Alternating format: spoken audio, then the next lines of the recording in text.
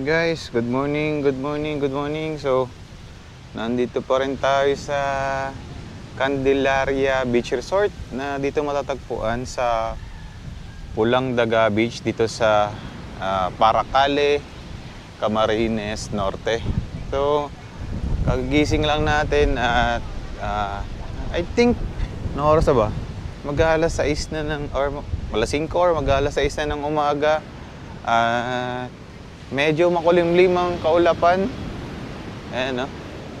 So, ngayon, punta lang tayo sa beach kasi kahapon hindi pa natin nabisita itong pinakang Pulang Daga Beach.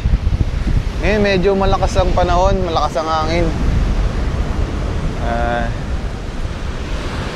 Napakaganda pala dito, no? So, White Sand Beach. Medyo pino naman siya. Pino na talaga actually. Pino talaga siya, oh. Sa ngayon, parang hindi advisable na maglangoy kasi sobrang lakas ng ng mga alon. Gawa ng malalakas din yung mga, or malakas din yung hangin talaga dito. Ayun, oh. Busy, oh.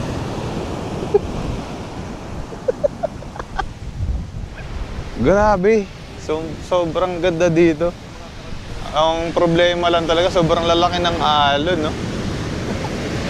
So, hindi kami makakapaglangoy ngayon. So, tatry sana namin na kung pwedeng makapaglangoy. Pero dahil sa lalaki ng alon na yan, no?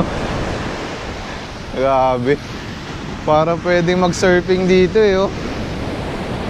Grabe. Ayun, no? Kita nyo yan? Sino ang maglalakas sa loob na maglangoy dyan? Yung magtatry siguro dito, baka di na makabalik. So, talagang napakaganda dito sa Pulang Daga Beach. Kung maisipan nyo na pumunta ng Bicol, ay pwede nyo daanan to dito sa Cam Norte, dito sa Paracale. Kaya hindi kayo magsisisi, napakaganda ng view. At napakaganda rin naman yung beach resort dito, yung Candelaria Beach Resort. Yun nga lang, sa ngayon medyo masukal kasi yan yung mga galing sa dagat. Yung mga seaweed, yung mga black seaweed.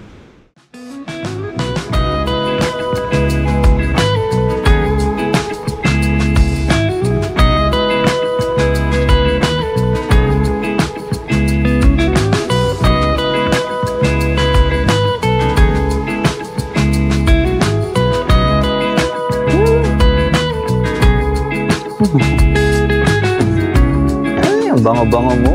Hindi ka naliligo. Ganda na ng tao niya, bitch.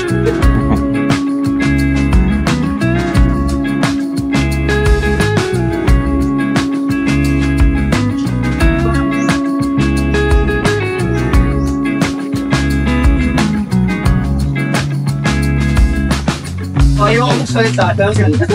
Kung yung tatlong kakasabay, yung NMAX, Aerox, M-Track, gano'n, no? Ako, ito. So, gano'n yun sa akin. So,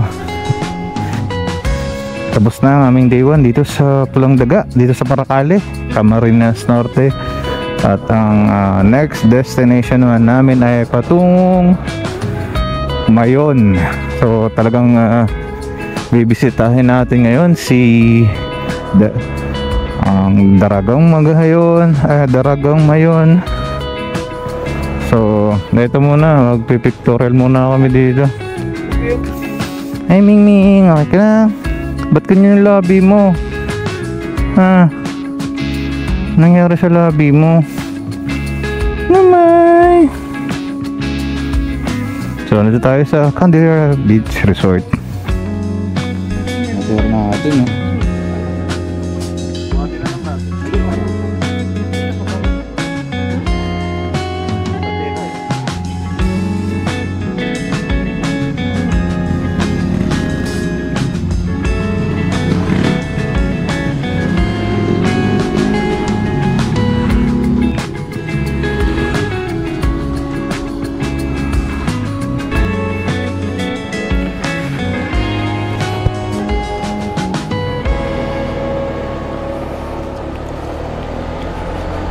Alright.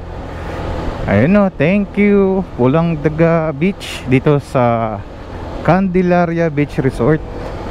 Dito yan sa Paracale, Camarines Norte. So ngayon ang aming next destination ay patungong Mayon Skyline View Deck, na kung saan makikita natin ang napakagandang view ng Mayon Volcano. So ngayon, tapos na ang aming stay. Kaya nga po. So nandito ulit tayo sa ating pinag-stayan kahapon ng ilang minuto dito sa ano ba to? Port? O siguro dating port to. O ngayon naging seaside attraction na ng mga turista.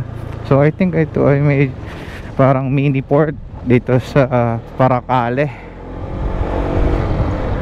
Panis bayan ng Labo. So napakagandang simbahan to. Ano kaya simbahan to? So as usual, syempre pag napapadaan tayo ng mga bayan-bayan, hindi naman na iba ang mga bayan sa probinsya, ay talagang magkakaroon talaga ng medyo mabigat na trapiko. So asahan nyo na yan kahit nandito tayo sa probinsya. Ganon talaga.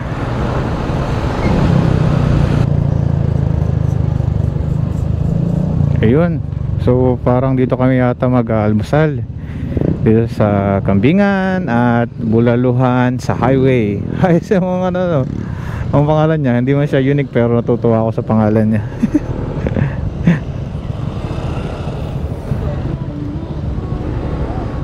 Alright. Alright, so balikan ko kayo mamaya. Mag-almusal muna kami dito.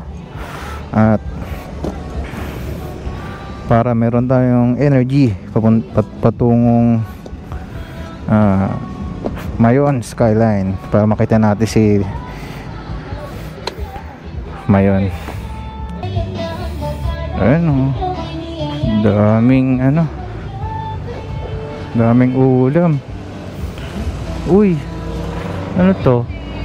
Parang ano to ha? Ano ano to? Anong ano to? Kambing? Ayos yan. Oh. Yan, naglalawin na agad sa ano. Kilawin niya, basta kilawin. Paborito ko yan. Kilawin. Maraming ulam dito. May tao.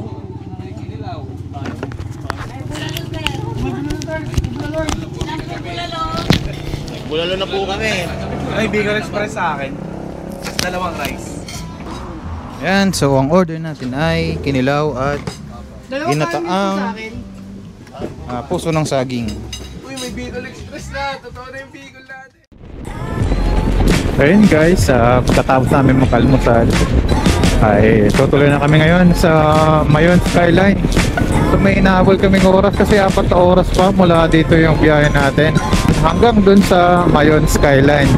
Kaya talagang hanggat maaari siguro ay bibilisan namin yung aming pagmamaneho para hindi tayo gabihin dun.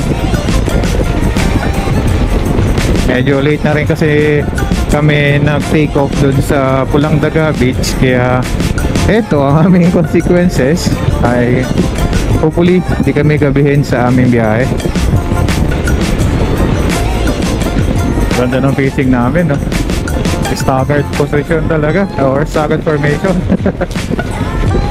O kaya sa mga naglo-long ride yan at hindi alam yung mga formation na gano'n, or sa mga buguhan, syempre maganda yung positioning na yun, staggered positioning, para kahit paano ay magkaroon man ng aberya at kailangan mag hard brake nung nasa harap nyo, ay hindi kayo basta-basta magkakabanggaan.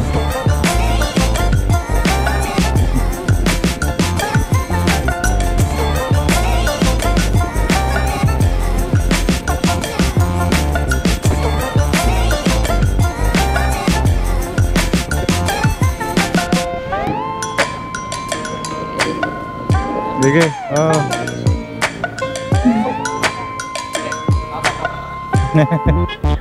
hello po, Nay.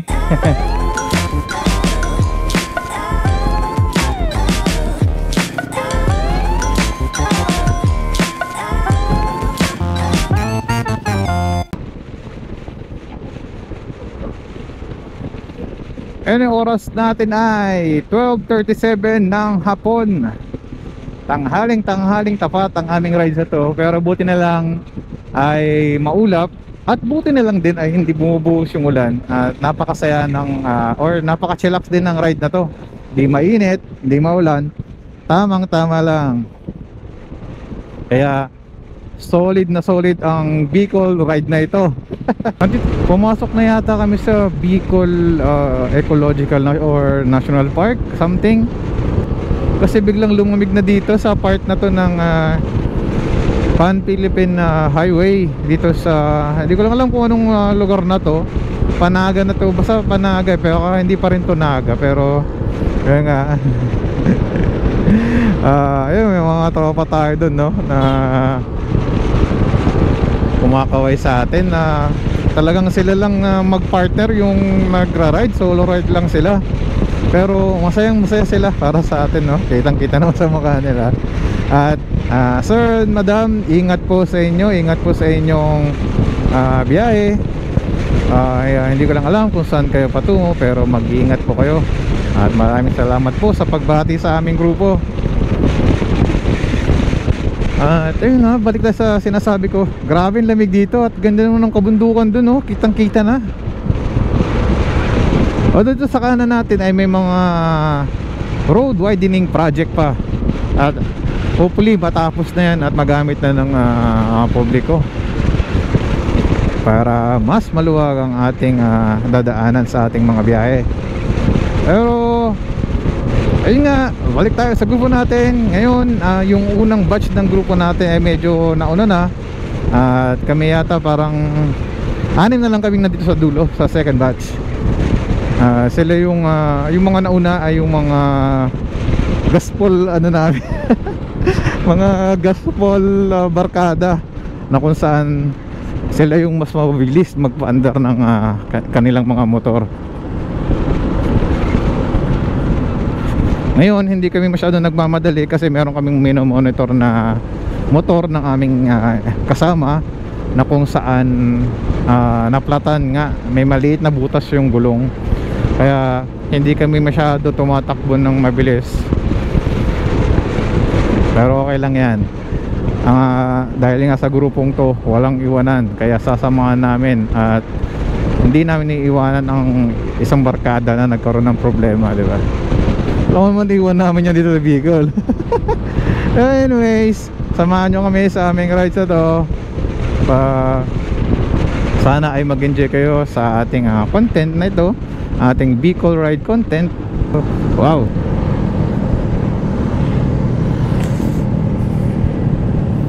Mukhang sila yung mga nag-guide dito, yung mga bata na to, no? Bomba daw, bomba.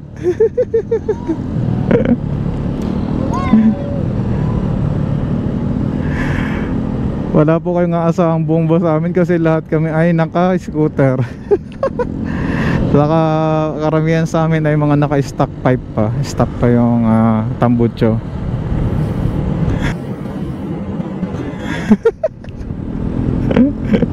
Bomba! Uy, may ginagawang tulay dito.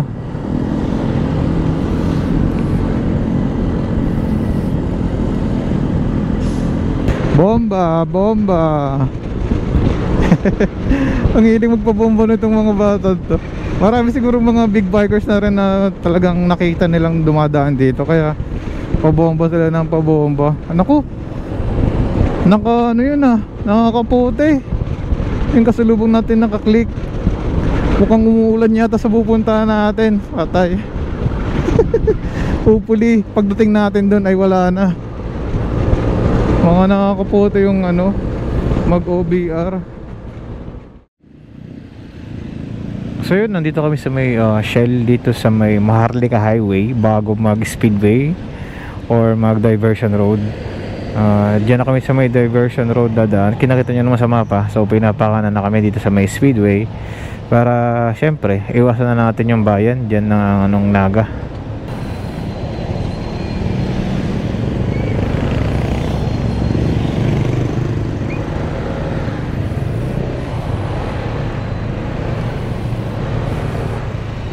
So yun nga, balik tayo sa pinag-usapan natin, no? Yun nga, dito na kami dadaan sa Speedway or Diversion Road. At yun kasi, itong kung didiretsoyin natin ng Philippine Pan Highway ay dadaanan natin ng bayan ng Naga at iba pang mga bayan-bayan, which is napaka-traffic. So dito na tayo sa Speedway. So meron na lang tayong 2 oras at 11 minuto natitira sa ating biyahe.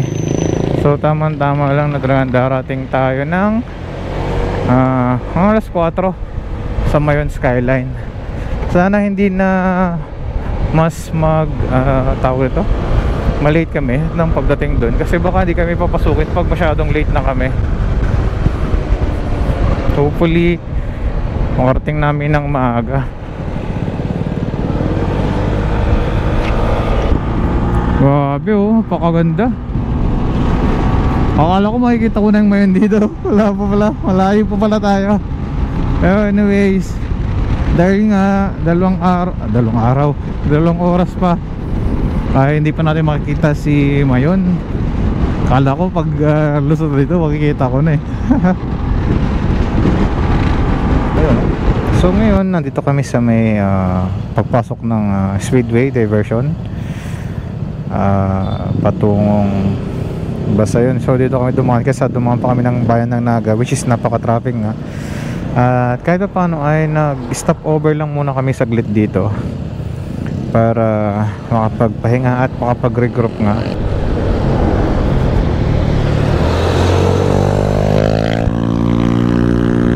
Ito, tuloy na ulit kami sa aming biyahe. At sana ay hindi kami abutan ng ulan kasi napaka-kulimlim at bigat ng mga kaulapan dyan sa harap natin. So hopefully hindi tayo ulanin. At hopefully hindi rin maulan sa may part ng Bulkang Mayon. Para ang iniisip ko rin kasi kapag maulan dun, baka hindi magpakita si Bulkang Mayon. Yun ang kinakabahala ko. Pangalawa, kung maulan dun at kahit kita natin si Bulkang Mayon, ay hindi tayo makapagpalipad ng drone. Yan yung mga bagay na inaalala ko kung maulan dun. Eto na nga, maambo na. Patay yung mic natin. Oh my god, lumalakas na. Hindi pwede ito. So kailangan nating itago yung mic natin. Kailangan nating magkapote. So balikan ko na lang kayo guys, kasi kailangan nating ipasok yung ating mic na DJI, kasi meron tayong transmitter dito na nakakabit sa ating GoPro na bawal mabasa. Baka mamaya mag short circuit at hindi na natin magamit. Meanwhile, lakas ng ulan. Ay, pwede dito.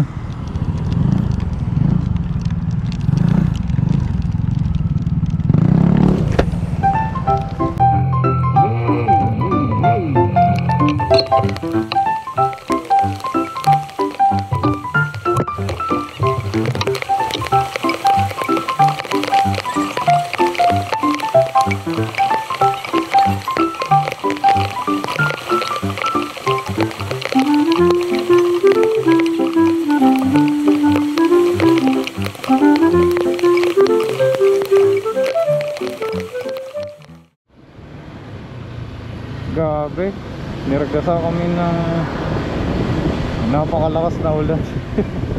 Pero saglit lang, siguro mga 5 minutes lang yung ulan, pero sobrang lakas. Hindi pa kami tapos magkapote, tumigil na yung ulan.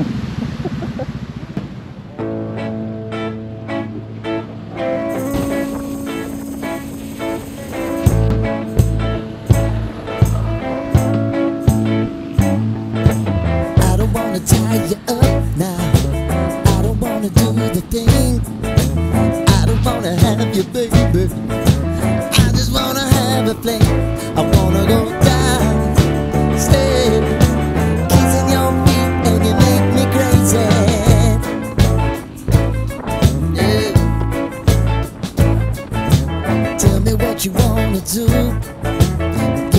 everything you got.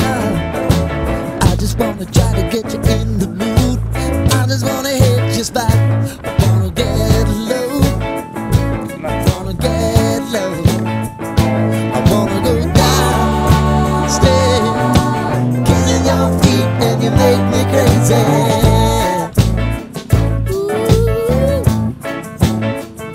I wanna go down, stay, kissing your feet and you make me crazy.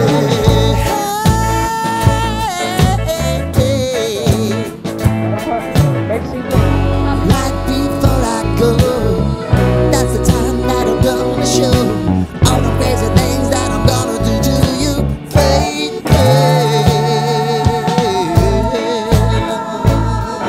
Ooh. I want you to make me uncomfortable. So after naming makalabas ng Ula, Camarines Sur, ay nagkawatak-watak kami bago pa makalabas ng National Highway. Dalawa na lang kaming natira, dalawa na lang kaming magkasama, at napapasok kami sa isang liblib na lugar, sa isang barangay dito.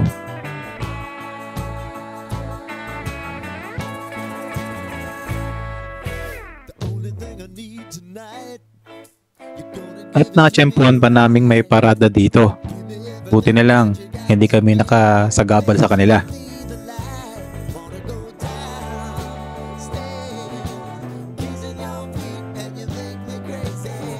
Ang tagos lang din pala nito ay ang kabilang National Highway.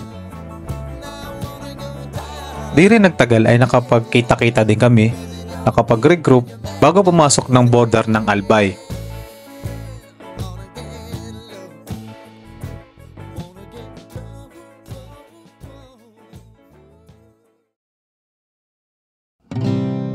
Kitang-kita na namin ang bulkan.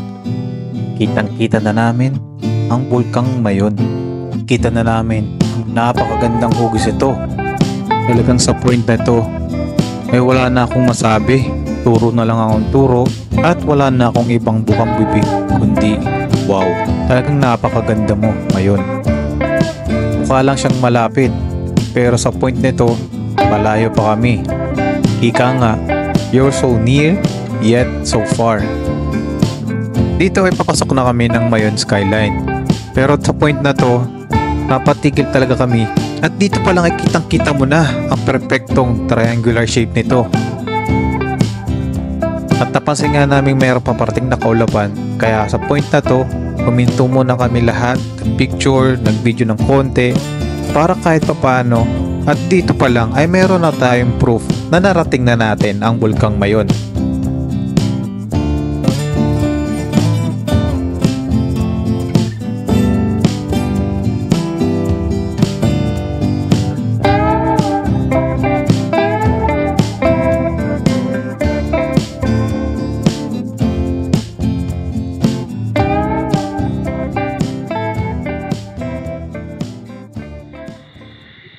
Kunti na lang sana ay maabot na namin ng Mayon Skyline. At ito nga, binagsakan kami ng napakalakas na ulan. Kunting-kunti na lang, hindi pa kami pinangabot. At dahil dito, nawalan na kami ng pag-asa na makikita namin ang malapitan, ang bulkang Mayon. At dahil umulan nga, inatakpan na ito ng kapal na kaulapan.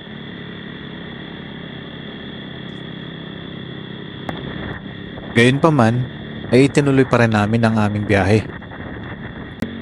Tinuloy pa rin namin ang biyahe patungong Mayon Skyline. Kahit papaano, kahit ganito ang aming sinapit, ay marating namin to. Ano nga ba ang itsura sa taas?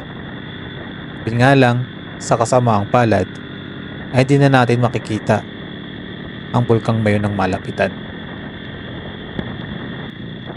Pagdating namin dito, kahit napakalakas ng ulan, ay napakarami pa rin turista ang pumunta dito. Napakaraming turista. Katulad namin, ay naghahangad din na makita ng malapitan ang bulkang Mayon. Pero katulad din namin, sa kasamaang palad, ay hindi rin nila ito nakita dahil sa napakalakas at masamang panahon na ito.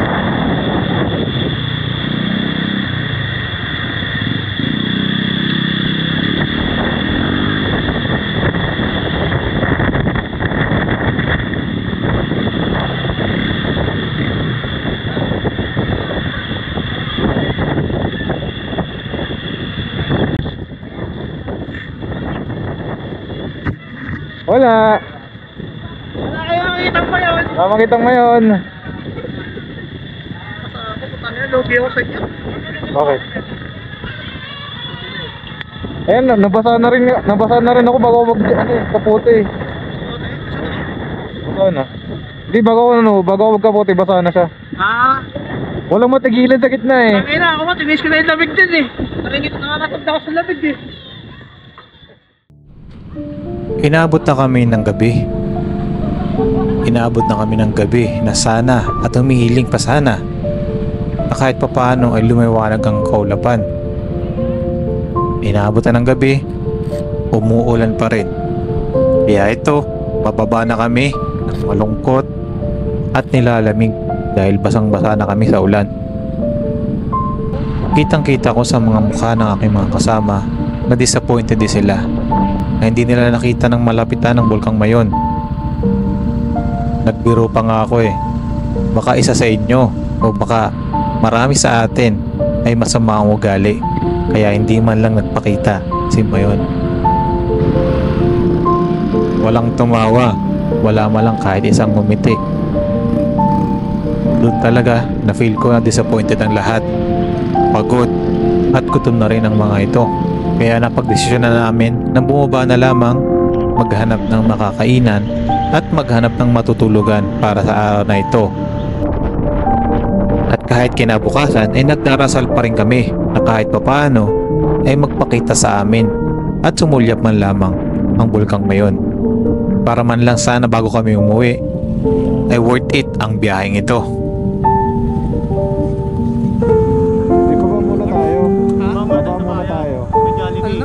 Baba muna tayo. Hindi, labas lang tayo sa highway. Oo. Tapos doon na tayo mag-ano. Pag-usap. Oo. Hanap muna tayo mga kainan. Sige, sige, gano'n lang. Oo. Gano'n lang. Baba muna tayo. Kakain doon. Tapos sa hanap usap. The next day. Ayan guys, good morning. This is our day 3 dito sa Bicolandia. Kahapon medyo disappointing nung pumunta kami ng Skyline kasi hindi nagpakita si Mayon dun sa Mayon Skyline View Deck kasi anong oras na rin kami nakarating at umulan ng napakalakas. So after noon, bumaba na kami kaagad tapos nagharap ng mga kainan at dito nga kami nag-stay sa NY Transient dito sa may alamin natin saan yung area na to, no? I think dito yan sa may sa Napo. So ngayon nakapag-pack up na kami at babiyahe na ulit, pauwi na. So ito yung day 3, uwian na talaga to at kahit disappointed ng konti dahil hindi masyadong nakita si Mayon, siguro balikan na lang natin next time para maikot natin ng maayos to. Yung maganda na yung panahon, wala nang any aberya at para maikot natin ng maayos at maging sulit naman yung biyahe natin. So ngayon, panibagong kalbaryo ulit. Yung mga dadaan nating mga lubak, pauwi. Lubak-lubak na naman. So, ayos naman yung stay namin dito sa NY Transient at napakaganda, napakalinis at napakaasikaso ng mga may-ari.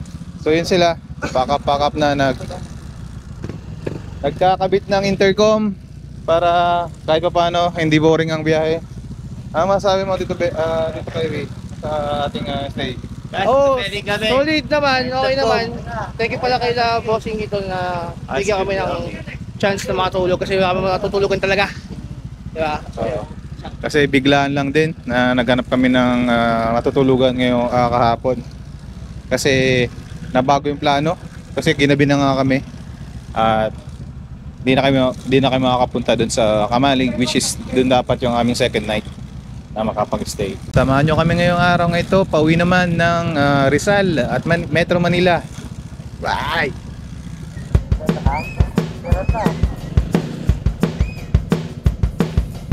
Ayun, ready na tayo for day 3. Uwi na.